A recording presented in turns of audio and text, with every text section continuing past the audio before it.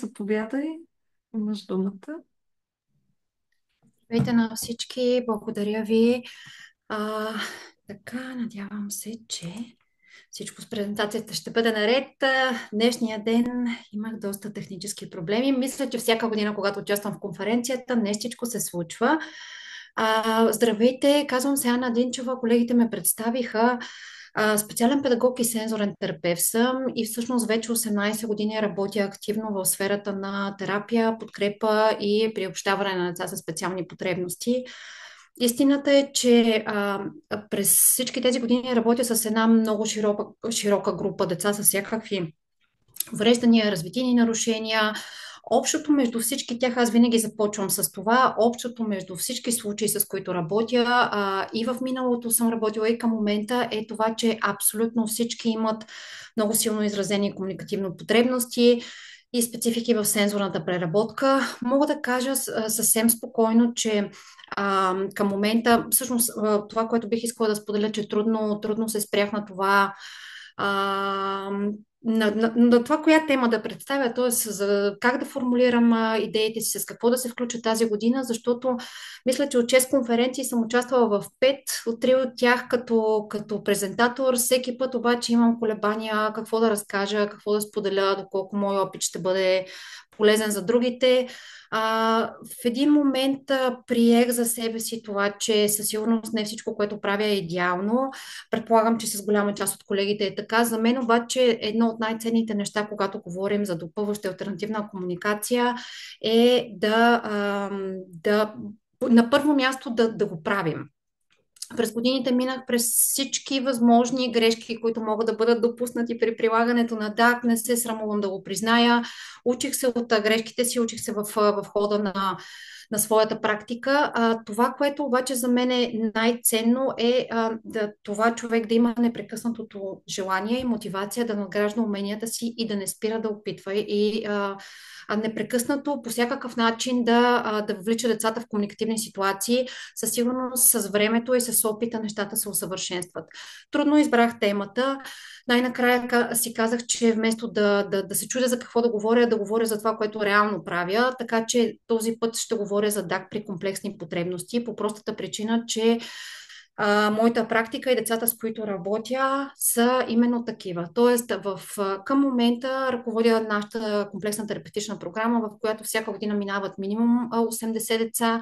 От всички тези деца, почти 90% са деца с комплексни потребности, което ще рече, че поне три сфери на развитие са много, така са свързани с много специфики, има силно изразени, освен комуникативни потребности, и двигателни, и сензорни, и когнитивни, и емоционални, и здравословни. И всъщност получава се една картина, в която нещата са доста сложни. Трябва да бъдем честни, че когато ще прилагаме ДАК, примерно при дете, при което има специфики в една или в две сфери на развитие, нещата изглеждат по един начин. Когато обаче потребностите са толкова комплексни, реално и въвеждането на ДАК, и самото му приложение превръща се в едно предизвикателство. Факт обаче за мен и за моите колеги, че именно тази целева група е групата, която има най-голяма, най-крещяща нужда от използването на ДАК. Независимо, че при тях може би една идея по-трудно, даже не една идея, а повече идеи по-трудно, по-предизвикателно, свързано от нас, изисква много повече гъвкавост. Всъщност това е за мен групата деца с специални потребности, която има най-голяма нужда. Когато имаме една комбинация между силно изразени проблеми в сензорната преработка, двигателни затруднения, изоставане чисто, нали, в интелектуален план, имаме когнитивни затруднения, здравословни проблеми съпътстващи на фона на липсата на речи, на силно изразени комуникативни затруднения, всъщност нещата стават доста сложни. Ето защо много често това е една целева група, която някак остава на страни и много често други неща са приоритетни, а сякаш ДАК остава на заден план. Свикнали сме с идеята, че децата с увреден слух имат правото на жестов език, че хората с увредено зрение имат право на Брайловото писмо, но някак си това едно невербално дете да остане без средство за комуникация не изглежда толкова нередно, което според мен поне е време, нали, този стереотип да го разчупим. Така че приложението на допълваща и алтернативна комуникация при деца с комплексни потребности определено е мисия възможна. Въпросът е как ще подходим и как ще се развие нашия сценарий. Тук съм включила два сценария. Обикновено това включва нашият опит. Показва, че имаме два основни сценария. Първият сценарий виждате на екрана. Само един момент да дръпна лентата, да, защото малко ми пречи. Първият сценарий е доста познат. Имаме едно дете, което има, например, липсва реч, има силно изразени комуникативни затруднения, започва се една упорита работа с логопед и въобще с по всякакъв начин да се стимулира езиково-говорното развитие. Съответно, минава един период, дали кратък, дали по-дълъг, детето не проговаря, независимо, нали, какъв е периода, понякога се изчаква до 5, до 6, до 7, до 8, до 10. Рано или късно обаче се развява белия флаг. Нали, нека да бъдем честни. Познавам доста такива деца, с които доста време е инвестирано в това те да проговорят, не са проговорили, след това някакси хората приемат това и абдикират. Нали? Това е единия вариант на първия сценарий. Втория вариант, който също много често срещаме, имаме невербалното дете, имаме някой, който, нали, е разбрал, научил, има желание, опитва, има идеята, опитва да прилага ДАК, нещичко не се получава. Вероятно, някои от всички от тези грешки, които и аз съм допускала многократно, и съответно дали избора на комуникативни ситуации, дали избора на средство, дали времето е било твърде малко, какъв е бил проблема, няма значение. Въпросът е, че опитваме, не се получава и резултатът е познат. Ние опитахме, той няма интерес, той не се справя, той не натиска, няма желание, каквото и да е, нали, какъвто и да е мотива, резултата крайния в нашия сценарий е ясен. Имаме едно дете, което не използва допълваща алтернативна комуникация. Втория сценарий обаче изглежда по доста по-различен начин, защото тук говорим за малко по-гъвкав и малко по-професионален подход по отношение на въвеждането на ДАК. Първо започваме с една наистина прецизна оценка на потребностите. И тук отново, както миналата година, ще кажа една-две думи за МКФ, за прецизната функционална оценка на потребностите, на функционирането и на здравето. Идеята е тук да отчетем абсолютно всички фактори, които влияят върху функционирането на детето, за да може да подберем възможно най-подходящото средство за комуникация и съответно да си начертаем един план как да въведем ДАК. Нали, това е старта на втория сценарий, на много по-позитивния и съответно, нали, доста по-професионален сценарий. Втората стъпка е да помислим и да изпробваме какво средство за ДАК ще приложим при детето с комплексни потребности. Тук съм се опитала да включа основните от тях, но всъщност може би съм забравила нещичко. В хода на въвеждането на оценката и на въвеждането на средството за ДАК, ние търсиме възможно най-оптималния вариант. Понякога преминавам през различни варианти, опитвам едно или две неща. Едно нещо прилагаме при нас, примерно в залата за ерготерапия, друго използва родителя или се опитва да пренесе същото. Понякога така в нашия план сме начертали, че ще използваме едно средство за ДАК, оказва се обаче, че то не е подходящо за детето. Детето не го харесва, не го използва оптимално. Какво искам да кажа? Искам да кажа, че от нас се изисква малко гъвкавост. Нали, се изисква, нали, да не се отказваме лесно. Може би един от най-големите проблеми е, че често дигаме твърде много летвата не само за детето и за себе си. Имаме нереалистични очаквания и съответно за това завършваме като в първия сценарий. Тук обаче нещата изглеждат по различен начин. Тогава, когато сме направили една прецизна функционална оценка, извинявайте, пак нещичко натиснах без да искам. Когато сме направили прецизна оценка на потребностите и на всички фактори от средата, заедно, нали, имам предвид тук и заедно с родителя, и заедно с други колеги, изпробвали сме и сме открили кое е подходящото средство за комуникация. След това сме се отдали на моделиране и на много насърчаване. Моделирането е една много важна част от моята работа. Признавам се, че има деца, с които съм прекарала страшно много време в моделиране. включително и в физическа подкрепа, както и Влади, който ще ви покажа след мъничко. Това е едно от децата, с които работя, което между другото представям за втори път. Миналия път обаче нещата при него бяха доста по-различни. Съм прекарала с него ужасно много време в моделиране. Разбира се, в този сценарий имаме и много насърчаване и включване на нови и нови комуникативни партньори. Изобщо изисква се доста работа и доста гъвкавост и постоянство, за да може да стигнем до края на сценария, в който имаме едно успешно дете, което използва допълваща и алтернативна комуникация през цялото време в своето ежедневие, не само в кабинет, не само в училище, не само у дома, навсякъде. А, Едни от най-важните неща, преди да премина и към конкретния случай, които може да обобщим по отношение на успешното приложение на ДАК в случаите на деца с комплексни потребности са и може би най-големите препъни камъни са подбора на комуникативни ситуации и комуникативните партньори.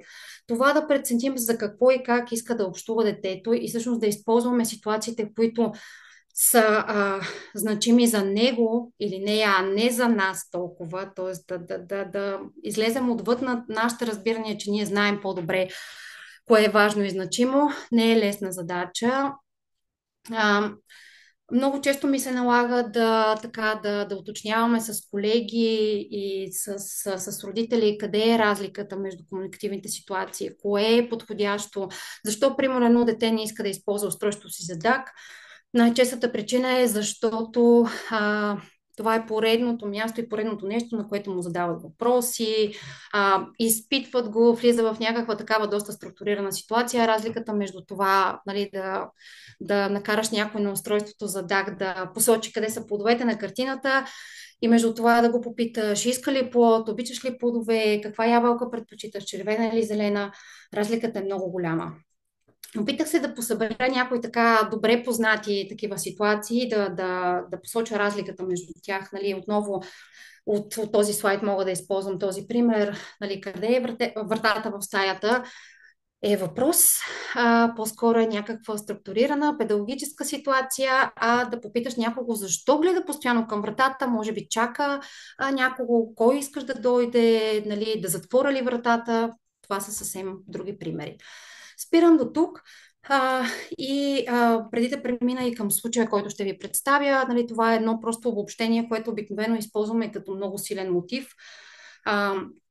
Когато се опитваме да убедим хората в значимостта на това да използват допълваща и алтернативна комуникация, а именно факта, че тоталната комуникация е най-добрата стратегия, която може да използваме, когато искаме да насърчим езиково-говорното и комуникативното развитие. Случая, който ще ви представя, след маничко ще се върна назад, ако имам време, защото виждам, че времето ми отива към своя край, е отново Влади. 3 години по-късно той е пак тук, или 2 години се падат. Това е едно от децата, с които срещнах най-много предизвикателства в своята работа. Може би е по-логично и по-здравословно и по-позитивно да избера най-лесния си случай, примерно. Но аз предпочитам отново да покажа него, защото той е един от големите ми учители, основните ми учители по това как да прилагам ДАК и продължавам да се уча. Неговия случай е доста комплексен. Той е дете с рядък генетичен синдром, с всички сфери на развитие са засегнати. Всичко това, което показах, двигателно, когнитивно, здравословно има доста проблеми, чисто емоционално, доста фактори от средата, които влияят върху неговото функциониране. Изобщо картината е така доста сложна. Това е един човек, който много обича да прави бели и с който минахме много дълъг път по отношение на допълващата алтернативна комуникация.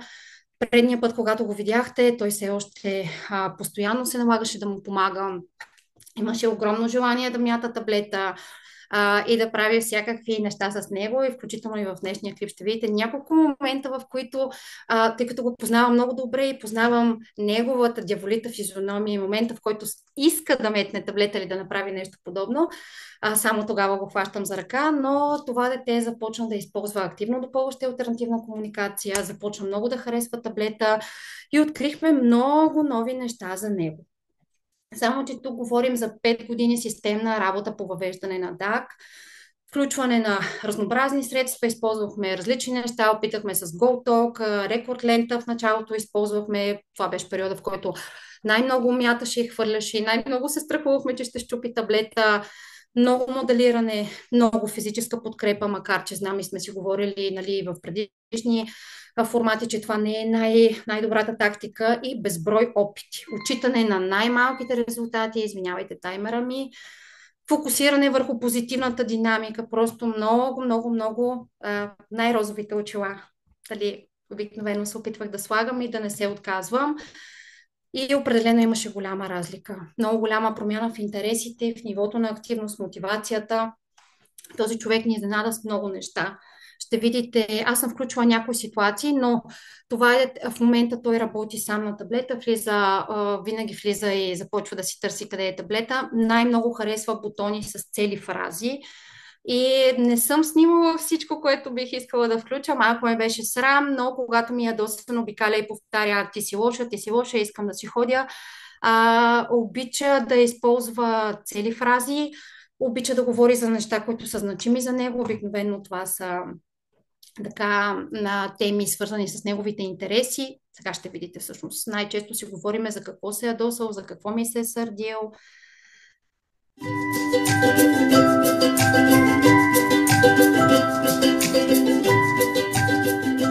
Казвам се Владимир. Да, Харесва ми да правя белички. знаем, Влади, знаем. Извинявайте, тук аз го прекъснах от ентусиазма, но той казва, че харесва да прави белички на всички, с това се представя. Много му е любимо. Говоря с таблета. Знам. Най-много обичам крем. Разкажи пак за твоето лято. Разкажи. Нямаше училище и терапия. Добре, и къде ходи? Разкажи нещо. Бях на море. Ох, ти хубаво. И какво? Нямаше училище и терапия. Това явно е много важно. Друго нещо? Много ми хареса да почивам. Хареса ти, добре. Много ми хареса да почивам. Да, и на мен ми харесва. А къде ходехте всеки ден, ще кажеш ли? Къде ходехте всеки ден? Къде? Я виж? И тук го хващам, защото той отказва да натиска само този бутон, защото мрази пясъка и плажа. Но все пак, нали, държим да разкажем на хората, че и на плаж ходил. Я пак. Ходехме на плаж. Супер! А ти ходи ли на море? Ходих, Владе. А ти вече си на работа. Вече съм на работа, да. Да, много тъжно.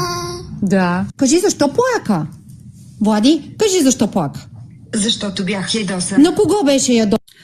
Миналата сесия той беше в ужасна криза. Това момиченце, което виждате, е детенце в норма, което идва при колежката ми кинезитерапевт за много дискретни затруднения с походката и с позата. И всъщност тя много се беше стреснала от него, когато той направи криза. И следващия път, когато бяхме там, ме беше страх да влиза в залата. Аз си казах да не се тревожи, че Влади ще й обясни. Защо беше толкова ядосан? Ядосан, кажи, Влади. На теб, Ани. Добре, Караше ме да се изправя. точно така, да. Вече не ти се сърдя. Добре. Вече Нямаме. Трябва да избереш нещо друго. синя топка. Добре. Нямаме зелено, момчета, и това беше и последното синьо. Заповядай. Хвърляй. Кокич. Какво ще кажеш на Алекс? Благодаря ти. Благодаря ти, добре, благодаря ти за играта. Друго ще му кажеш ли? Ето това е момента, в който той иска да ми тупне таблета. Но тъй като се познаваме от толкова години, иначе се прави, че ми дава 5. Вярвайте ми, беше момента за беля. Отивам да ям крем. Знаем, че обичаш крем. Нещо друго на Алекс имаш ли да казваш? Надявам се да играем пак. Ще играете пак. Кажи чао на Влади. Казвай чао. Казвай чао, господине. Хубаво натискай. Отивам да ям крем. След малко отиваш да ядеш. Всъщност, както вече ви казах, това е детето, което е най-големият ми учител. При него нещата продължават да се надграждат с малки стъпки Както вече ви казах, той много обича таблата. Не използваме само такива табла с цели фрази, но той много обича да използва тези табла. Много обича да има възможността да каже на някой, че е ядосан. Това, примерно, му помага веднага да излезе от кризата. Като ми натисне бутона 3 пъти, Ани, ти си лоша, или аз съм ти ядосан, искам да си ходя, и спира да плаче, което е чудесно, защото иначе кризата може да продължи 45 минути. А след това се присеща и за крема си, след това почва да преследва колегата ми, да го пита: Цето, ще ми дадеш ли топчета, и всичко отминава. Така че, всъщност, отново, както и миналия път, завършвам с това, че е добре да помним и постоянно да си припомняме, че всъщност тези две ситуации са абсолютно еквивалентни и че е редно на деца, които дори, независимо, че според голяма част от хората, нали, той няма този капацитет, защото ако видите Влади без средството за комуникация и с него, разликата е доста голяма. Нали? Въпросът е, че всяко едно ограничение в това някой да може да се изрази, независимо дали е вербален или не, е еднакво така пагубно влияе върху функционирането. Много ви благодаря за вниманието.